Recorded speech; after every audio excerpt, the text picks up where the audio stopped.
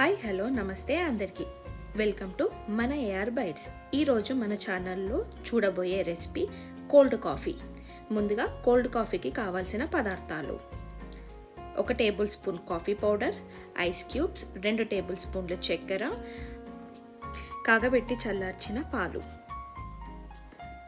ముందుగా ఒక గ్లాస్లోకి 2 టేబుల్ స్పూన్ల కాఫీ పౌడర్ని తీసుకోవాలి.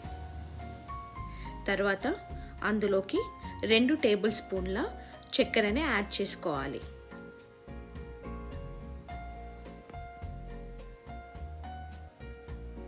ఇప్పుడు కాగబెట్టి చల్లార్చిన పాలని ఒక 2 టేబుల్ స్పూన్ యాడ్ చేసుకోవాలి.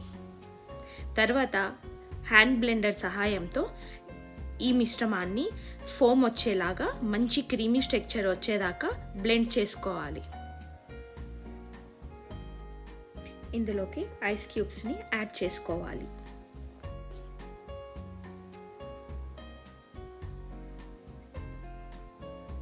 చివరిగా పాలను పోసుకొని